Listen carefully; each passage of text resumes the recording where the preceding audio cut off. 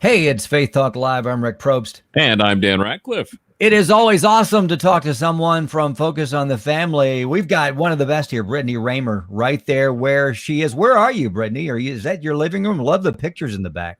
Oh, thank you. This is my home office, actually. So I have pictures and things that I've collected from all over the world. I have things from 5 continents in this room. So wow, oh, wow, 5 continents. Mm-hmm. That's Did awesome. you do? Tell us where you got them all from. Yeah. So, obviously North America, Europe, South America, Asia, and Africa. So Now, did you travel just for leisure or were you on mission trips or what? Both. So I actually used to work for Samaritan's Purse. And so with them, I traveled to, Uganda, Guyana, Mongolia, South Korea, Ecuador, and Haiti. So I got to travel a lot with them, which was a lot of fun. And I've been to Europe a lot myself. So just things from all over the world. So I love my office.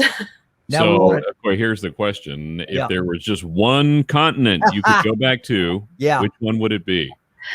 Oh man, Europe for sure. I love Europe. Europe's got some beautiful cities, right? Mm-hmm. Yes, it's so unique and so lovely, and it's great to see all the old churches as well. I love it.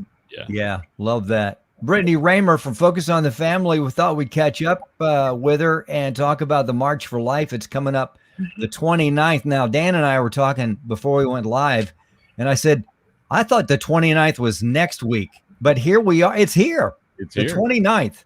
It is. And it's come up so fast. I feel like I've been working and doing a lot of interviews this week with people who are attending the March for Life because there's a small cadre and just there's so much going on. It's so exciting. Even though it is virtual this year, mostly there'll be a small group of pro-life leaders who will be symbolically marching from the normal rally location on the mall to the Supreme Court. So it's going to be, I think, a really great event. Awesome. So tell people what they can expect. I mean, whether they're there in person, if they can be, or watching online or whatever. What can people expect? Why the march? What's the purpose? The purpose is obviously they do this every year to commemorate kind of the anniversary of Roe v. Wade. And it's really an opportunity for the pro-life community to come together and really proclaim the sanctity of life. And so they'll have singer and songwriter Matthew West. He will be performing. They also have a lot of speakers. So Ben and Kirsten Watson will be there. Lila Rose, Abby Johnson will be there.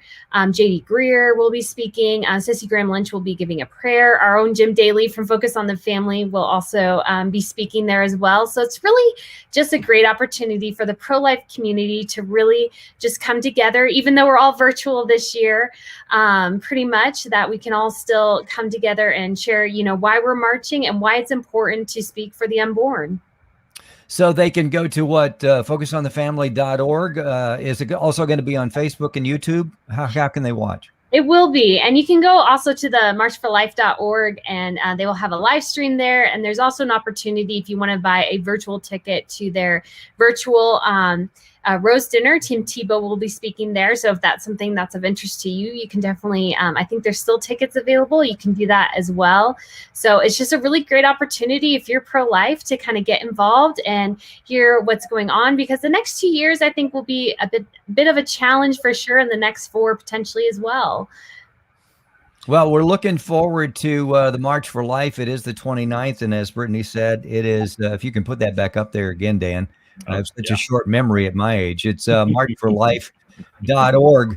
All right, Brittany. So it'll be virtual 2021. Let's look ahead 2022. Let's say that we're not struggling any longer with the pandemic. What will be exciting about 2022, you think, for March for Life?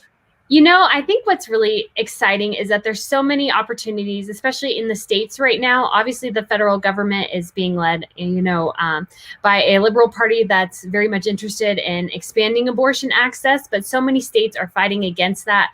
So I think we'll hear from a lot of states who are pushing pro-life legislation through. And so that'll be really exciting. And I think, once again, when the march comes back together, hopefully everyone in person we can have tens of thousands of people there, especially young people there, just fighting for life. And so I think it'll be really exciting, and hopefully we'll see a lot of action on social media this Friday. And so if you guys are interested, you can always use the hashtag #WhyWeMarch and share, if you have a pro-life story, you can share that.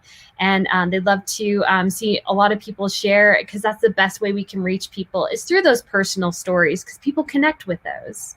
Love it. Brittany Raymer, Focus on the Family. Real quick, we got to go to a break, but what do you have coming up for the rest of 2021 that you're involved in? Here at the Daily Citizen, we kind of write, emerging news stories and those sorts of things. So I will be working on this week. I actually talked with a couple of people from Liberty University. They're doing their own little mini march because they can't go up to the DC one. So that'll be great. And I'm just looking forward this year to trying to connect with a lot of pro-life leaders and write about, what can we look forward to? How do we need to be prepared for what might come this next year? Because there could be a big fight in Congress over the Hyde Amendment. And that would force taxpayers to fund abortion. So that's something we definitely are against. And so that's what I'll be looking forward to this year. And, I'm excited to get people engaged in the pro-life cause. Now, you mentioned Liberty University, which my daughter goes there. So how can she get involved? But also just getting younger people, especially college-age kids, involved. Do you find it easy to do, or is it harder to reach them? I was actually talking to the head of Students for Life at Liberty this morning, and she was sharing with me how the incoming freshman classes the last couple of years have been, very, very engaged and very interested in activism on this topic. And so they'll be having a big convocation on Friday. And then again, like I said, kind of a little mini march around campus. And so it'll really a great opportunity. There'll be so many people there from like pregnancy resource centers and those sorts of things available there. And so many campuses across the country obviously do work with Students for Life. So they really do focus and hone in on young people. And young people on this topic, they're really engaged. And so I think it's a great opportunity to get involved, especially if you're a young person. This is a really important topic. And like so many people have said, one of the most important humanitarian and human rights violations going on right now in history is abortion. Brittany Raymer, Focus on the Family. Go again to marchforlife.org, and you can also go to focusonthefamily.org to follow and see what's going on at Focus. There's always something fresh and new going on at Focus. Brittany, we appreciate you, and looking forward to the 29th and talking to you again soon.